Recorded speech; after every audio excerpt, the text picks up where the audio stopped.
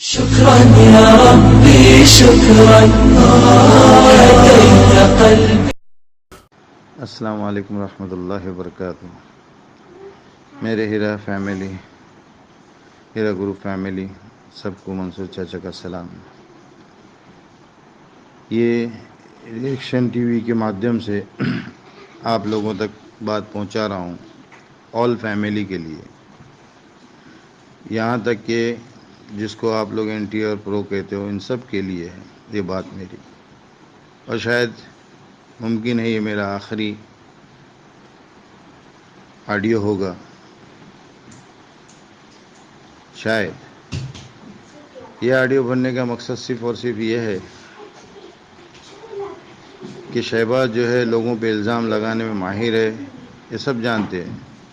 سلیم کے اوپر کئی ٹائم الزام لگایا، سلیم نے کیسی کیسی قسمیں کھانے کے بعد اب بچوں کو لے کے بھی وہ اپنا یہ سب جو ہے صاف کرایا. بھائی اسی طریقے سے اس نے متی الرحمان ان سب کے اوپر جو الزام لگایا، اور آخر میں جو ہے میں منصور چاچا میرے اوپر الزام لگایا. شہباز میرے اوپر جو کچھ بھی الزام لگاتا مجھے کوئی عرض نہیں تھا، کوئی یہ نہیں تھا، مگر اس نے جو الزام میرے پہ لگایا کہ میں غریبوں کے حق پہ نہیں ہوں، غریبوں کے حصے میں خلاف ہوں، خوشیوں سے خلاف ہوں، اس بات کا الزام لگایا جس سے مجھے بہت تکلیف پہنچی. اتنی میرے دل کو تکلیف پہنچی جس کا میں اظہار کیسے کروں. مگر اس بیوقوف کو اتنا سمجھاؤں کہ میرے خود کی حالت ایسی ہے کہ یہ اگر مجھے کوئی زکوٰۃ دے تو وہ بھی میں لے لوں. اتنی میری خستہ حالت ہے تھی، مگر آج حالت خراب ہے. تو ایسی حالت جب میری ہے تو میں کیا چاہوں گا کہ میرے دوسرے مظلوم بھائی بھی جو ہے اسی طرح میری طرح مرے تڑپے. ہرگز نہیں چاہوں گا. مگر اس کمبخت نے آج میرے اوپر جو الزام لگا کہ جو مجھے آنکھوں سے میرے آنسو جو گرے ہے، ہر ایک قطرے کی قسم کھا کے کہتا ہوں کہ حساب تو میں قیامت میں لوں گا. اللہ تجھ کو معاف کرے نہ کرے، مگر میں معاف نہیں کروں گا. میں آج تک دنیا کو اچھی چیز کا درس دیتا تھا اور دوں گا، مگر اپنے معاملے میں میں آج اس بات کے اوپر قائم ہوں کہ میں تجھے معاف نہیں کروں گا. اور شہباز، تو اور تیرا جو پالنہار ہے اویشی، یہ تو کھل کے دنیا کے سامنے آ چکے ہیں، یہ تو کھل کے دنیا کے سامنے آ چکے ہیں. اور یہ ممبئی مہاراشٹر کے الیکشن کے لیے جو تم لوگ جو یہ چال بچھا رہے ہو، سمجھے نا، اس سے دنیا واقف ہے. یہ آج میں صاف طور پہ کہتا ہوں، اور اس کے بعد اگر میرے جتنے مظلوم بھائی ہیں اگر ان کو مجھ سے کوئی شکایت ہے تو صاف لفظوں میں مجھے کہہ دے کہ چاچا آپ سے شکایت ہے، آپ ہمارے بھلا نہیں سوچ رہے ہیں، آپ ہمارے بارے میں برا سوچ رہے ہیں، کمپرومائز فارمولے کے لیے آپ یہ غلط کر رہے ہیں. اللہ کی قسم دل کھول کے کہنا، اور دل کھول کے بالکل ذرا سی بھی جھجک رکھ کے مت کہنا. اللہ کی قسم دے رہا ہوں، اللہ اور اس کے رسول کی قسم دے رہا ہوں، بالکل بے جھجک کہہ دینا کہ اگر مجھ سے تم لوگوں کو تکلیف ہے، سمجھے، تو جس کی وجہ سے میں انشاءاللہ اس کے بعد کبھی یہ نہیں کروں گا، نہ ویڈیو بناؤں گا، نہ کچھ کروں گا، اپنی جگہ پہ بیٹھوں گا، چپ چاپ دیکھتا رہوں گا، سمجھے نا.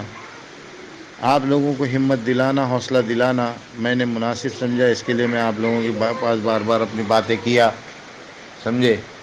مگر آج جو ہے اللہ معاف کرے، یہ الزام مجھے برداشت نہیں ہوا. مجھے گالیاں دے دیتا بہت اچھا ہوتا، بہت اچھا ہوتا، بدلے میں میں دعائیں دیتا. مگر یہ الزام جو ہے آج اس نے اور کسی کا نہیں، سلیم کا اور میرا جو ہے یہ میرے کو بہت دکھ ہوا، سمجھے.